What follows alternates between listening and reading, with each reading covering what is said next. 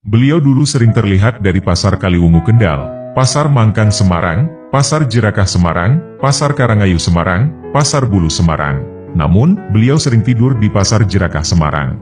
Beliau kadang berjalan kaki, namun terkadang numpang angkot, dan para sopir angkot akan dengan senang jika beliau mau naik angkotnya, dan mereka tidak akan meminta ongkos kepadanya, karena jika beliau naik angkotnya akan banyak yang memberi sedekah kepada beliau, dan semua sedekah itu akan diserahkan pada sang supir angkot, dan para supir juga punya keyakinan jika ditumpangi Samud hari itu angkotnya akan dapat banyak penumpang.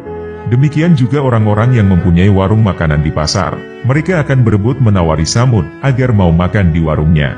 Sebenarnya banyak orang di pasar-pasar tersebut yang sudah menyadari keanehan Samud.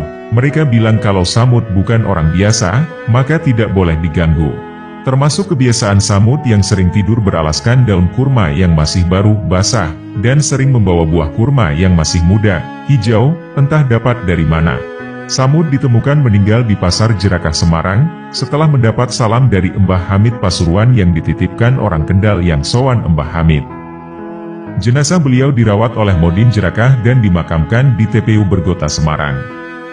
Terkuatnya kewalian Wali Samud Semarang oleh Mbah Hamid Pasuruan. Pada suatu waktu, ada tamu dari Kendal sowan kepada Mbah Hamid.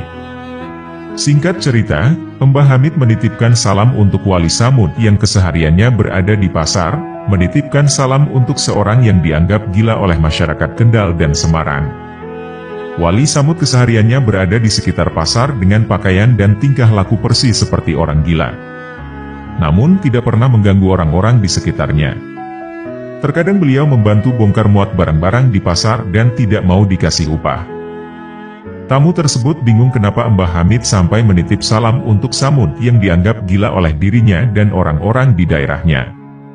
Tamu tersebut bertanya, bukankah Samud tersebut adalah orang gila Kiai? Kemudian Mbah Hamid menjawab, beliau adalah wali besar yang menjaga Kendal dan Semarang, rahmat Allah turun, bencana ditangkis, itu berkat beliau, sampaikan salamku. Kemudian, setelah si tamu pulang ke Kendal, menunggu keadaan pasar sepi, dihampirilah Wali Samud yang dianggap orang gila itu, yang ternyata Syohibul wilayah Kendal dan Semarang itu. Assalamualaikum. Sapa si tamu.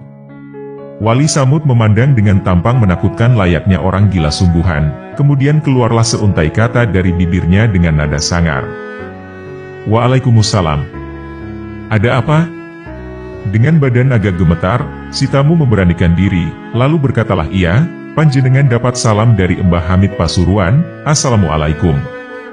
Tak beberapa lama, Wali Samud berkata, Waalaikumsalam dan berteriak dengan nada keras, kurang ajar si Hamid, aku berusaha bersembunyi dari manusia, agar tidak diketahui manusia, kok malah dibocor-bocorkan. Ya Allah aku tidak sanggup, karena telah ada yang tahu siapa aku mau pulang saja gak sanggup aku hidup di dunia. Ucap Wali Samud. Kemudian Wali Samud membaca sebuah doa, dan bibirnya mengucap, La ilaha illallah, Muhammadur Rasulullah. Seketika itu langsung wafatlah Wali Samud di hadapan orang yang diutus Mbah Hamid menyampaikan salam. Hanya si tamulah yang meyakini bahwa orang yang dicap sebagai orang gila oleh masyarakat Kendal dan Semarang itu adalah wali besar. Sementara tak satu pun masyarakat yang meyakini bahwa orang yang meninggal di pasar adalah seorang wali, malah si tamu juga dicap sebagai orang gila oleh orang-orang karena meyakini Samud sebagai wali. Di antara keanehan pada diri Wali Samud. Menurut cerita masyarakat, Wali Samud biasa membawa atau menenteng daun kurma yang masih basah dan dijadikan alas duduk atau alas tidur di pasar. Setiap hari Jumat beliau jarang terlihat di pasar, padahal setiap harinya beliau ada di pasar itu. Dan terkadang beliau jalan-jalan di pasar memakai peci putih layaknya sudah menunaikan haji, padahal tingkah laku dan pakaian beliau persis seperti orang gila. Subhanallah, begitulah para wali-walinya Allah begitu inginnya berasyik-asyikan hanya dengan Allah sampai berusaha bersembunyi dari keduniawian, tak ingin ibadahnya diganggu oleh orang-orang ahli dunia.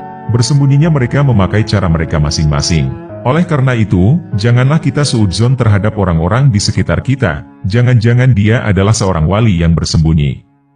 Wallahu a'lamu bishawab.